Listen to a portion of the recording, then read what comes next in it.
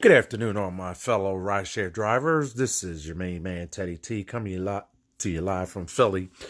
My video today is going to be about the PPP program and some questions that I have. I've been noticing lately that there's been some videos posted, and the guys are well-intentioned, and they're not wrong. But here's my issue, okay?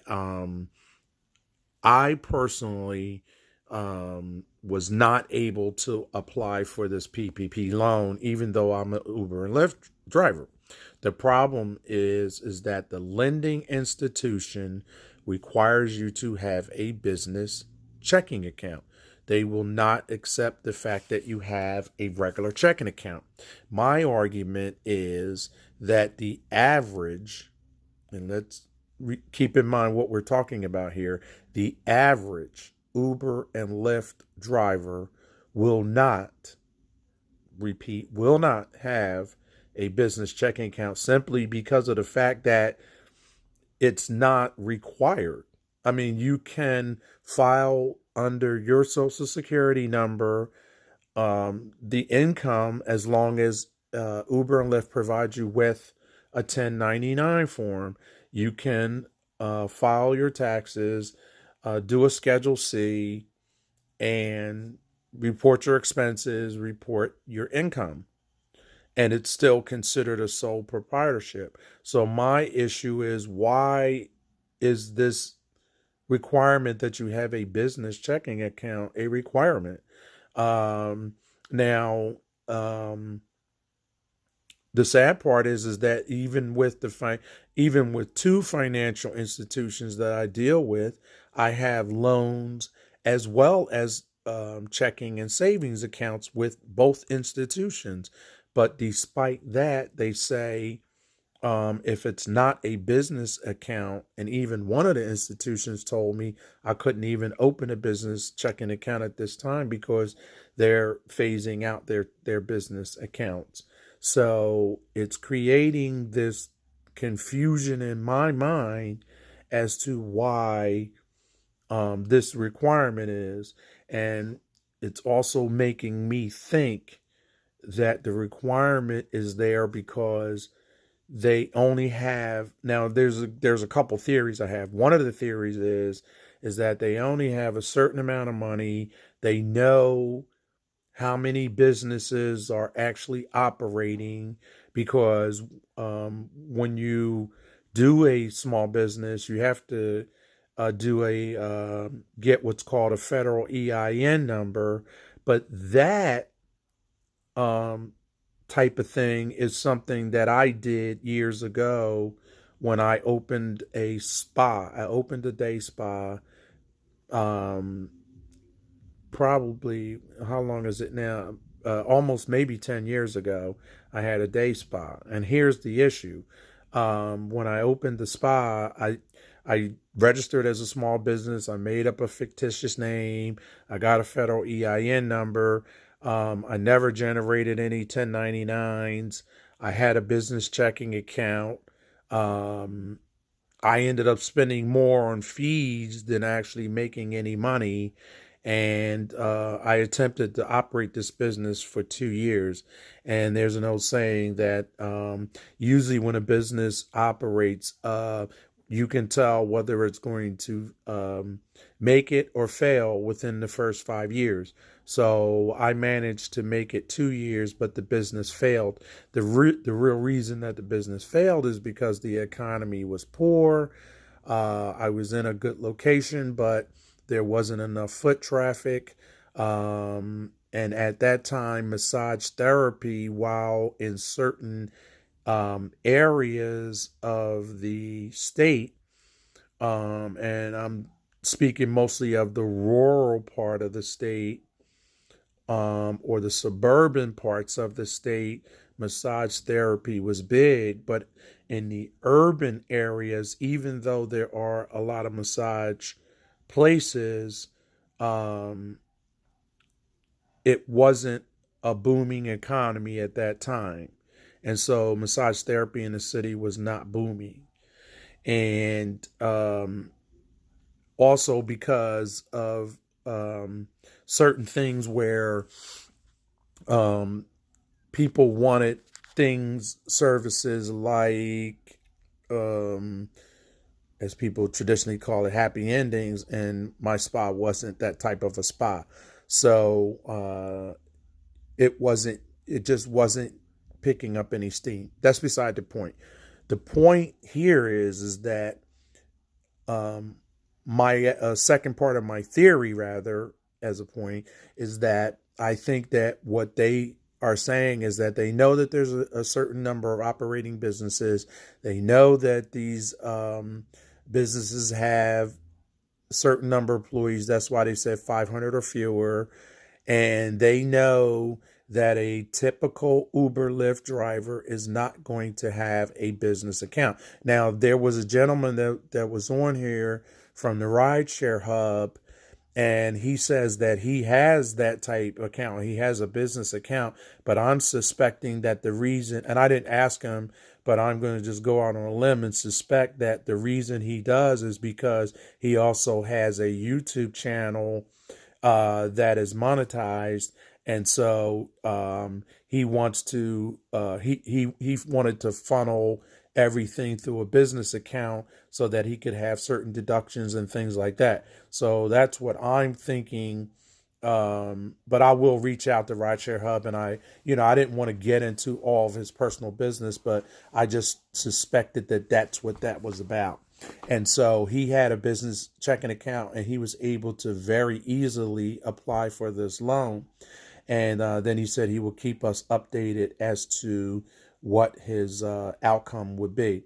So, having said that, I got frustrated with the whole process because I felt that if you really intended to include the Uber and Lyft drivers, then you would not have put that requirement there, because you know that the average, and again, we're going with average, Uber and Lyft driver does not have a business checking account. It just doesn't make sense economically. It wouldn't make sense for you to have a business checking account because, and the only reason I'm commenting on this part of it is because I lived through it. I did it. And the thing about having a business checking account is, one, you have to pay for the checks. Two, you have to pay monthly fees, maintenance fees for the account, and it doesn't operate like a standard savings or checking account. And most Uber Lyft drivers are out there trying to make money to operate their business. Now, there are some, and again, I will repeat, and especially some that are even more business minded, there are some drivers who do have those business accounts, but they also have like an LLC. Now, my intent down the line, because I was using Uber as a stepping stone, but my intent down the line was to begin a fleet business, and I was going to add. I was in the process of. I had paid my personal vehicle off because I was using my personal vehicle to do my rideshare. So what my intent was to get a second vehicle and then register it as a business and then do the business checking account and do the all that stuff. But that was down the line.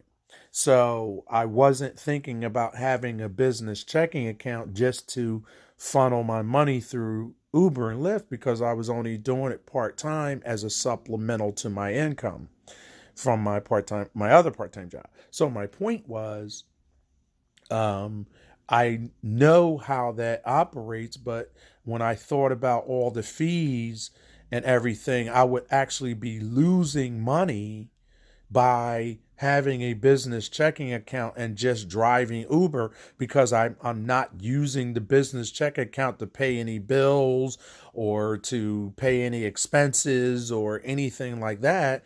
I would just pay the expenses, and then refund at the end of the year when I did my taxes. So I just didn't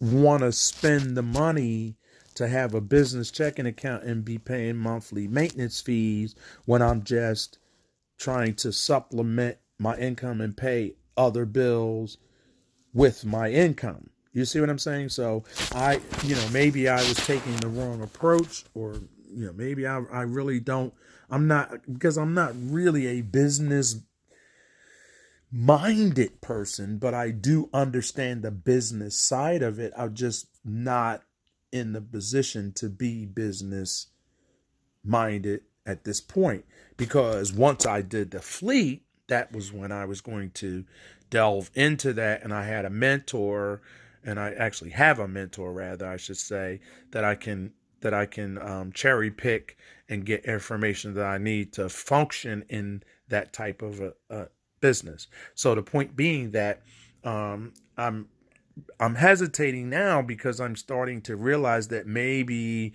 I'm answering some of my own questions as I'm making this video, and it's really stumping me, because I'm saying, on one hand I understand, but on the other hand I don't. The one thing I understand is that I understand how the process of the business checking account works and what the fees are and that kind of thing, but I'm trying to figure out, why would it make sense economically for me to have that if I'm not funneling money through the account to do it that way. I'm not trying to funnel money through the account, and then when I pay for my car repairs, when I pay for my whatever maintenance, gas and all that, like, I have cards for that, and then when I pay those expenses and pay those bills back, what I do is I then report that on my Schedule C, and then I get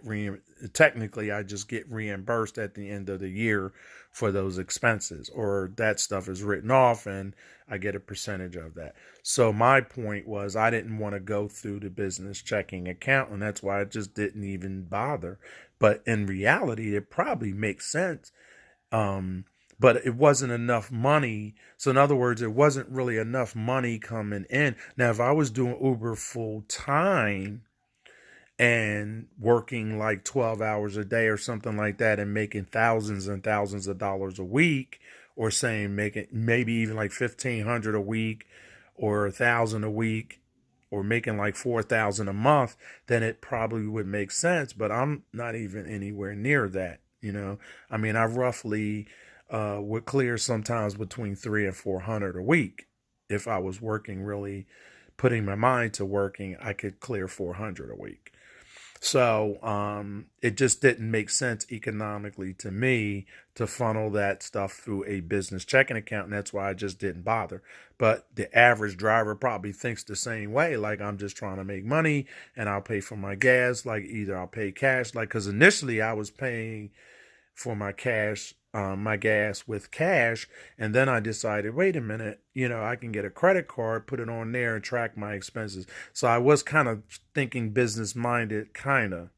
So maybe what I'm thinking in the future is that when this resumes, I may just do just that. I may just make up a fictitious name, open a business checking account, and funnel my stuff that way.